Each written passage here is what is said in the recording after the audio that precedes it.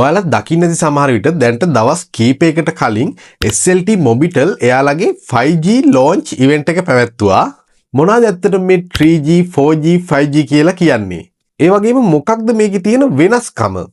අපි අද කතා කරමු ඒ ගැන.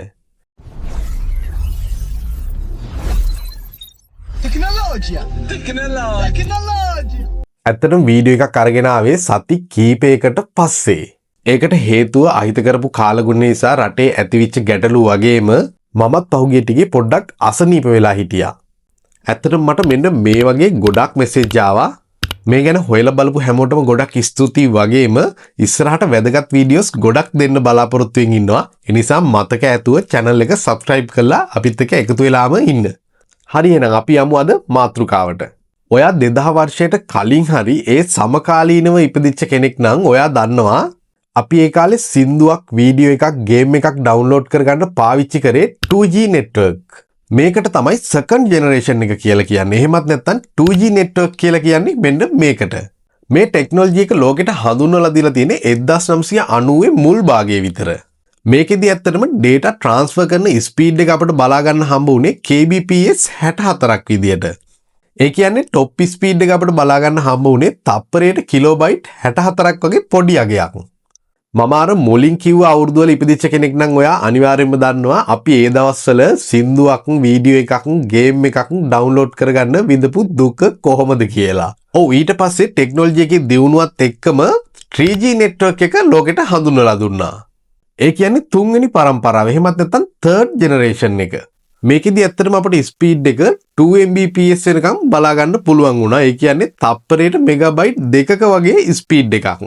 මෙන්න මේ ක්‍රමයක් එක්ක තමයි අපට ඇත්තටම ඉන්ටර්නෙට් කියලා දෙයක් ෆීල් වෙන්න පටන් ගත්තේ. ඒ වගේම මේ හරහා අපට පුළුවන් වුණා ෆෝන් එකෙන් වගේම PC එකෙන් එහෙමත් නැත්නම් ලැප්ටොප් එක පාවිච්චි කරලා ඩොංගල් එකක් මේකට සම්බන්ධ කරලා ඉන්ටර්නෙට් එකට කනෙක්ට් වෙන්න. ඇත්තටම ඒ කාලේ ගත්ත ඩයලොග් ඩොංගල් එකක් මං ගාව තව වෙනකන් තියෙනවා. මෙන්න මේ තියෙන්නේ ඩොංගල් එක. මෙන්න මේකට මේ හරියට SIM එකක් දාලා අපිට යූස් කරන්න පුළුවන් මේක PC එකට සම්බන්ධ කරලා මේ වීඩියෝ එක හදන ගමන් මට මේක මතක් වෙලා තමයි මම මේක හොයාගෙන ආවේ ඔයාලට පෙන්වන්න. මෙන්න මේ 3G තාක්ෂණය හරහා තමයි අපට වීඩියෝ කෝල් YouTube වගේ දේවල් වැඩි වශයෙන් එක්ස්පීරියන්ස් කරන්න හම්බ වුණේ. අපි ඊළඟට කතා කරමු 4th generation network එක ගැන. එහෙමත් නැත්නම් 4G. ඔව් ඒ කියන්නේ අපි වර්තමානයේ වැඩි වශයෙන් පාවිච්චි කරන network එක. මෙන්න මේ network එක හරහා අපට 100 Mbps ස්පීඩ් එකක් ලබා ගන්න පුළුවන්. ඒ කියන්නේ තප්පරයට Mbps 100ක වගේ ස්පීඩ් එකක්. මෙන්න මේ network එකත් එක්ක තමයි අපට cloud game එහෙමත් නැත්නම් online games වගේ දේවල් play කරන්න පුළුවන් උනේ. ඒ වගේම වීඩියෝ එකක් වුණත් HD 4K වගේ high resolution වලින් අපට stream කරන්න වගේම බලන්න හම්බුනේ මෙන්න මේ 4G network එක හරහා තමයි. personally මට හිතෙන දෙයක් තමයි මෙන්න මේ 4G network එක හරහා තමයි ලංකාවේ මිනිස්සුන්ගේ technology එක වගේ දැනුම ගොඩක් improve උනේ. එහෙනම් අපි අද අවසාන වශයෙන් කතා කරමු 5G network. එහෙමත් නැත්නම් 5th generation network එක ගැන. 5G network එකේ ස්පීඩ් එක අපිට බලා ගන්න පුළුවන් 1 Gbps plus විදියට. ඒ කියන්නේ තප්පරයකට ගිගාබයිට් එකකට වඩා ස්පීඩ් එකක් අපිට මේකෙදි ලබා ගන්න පුළුවන්.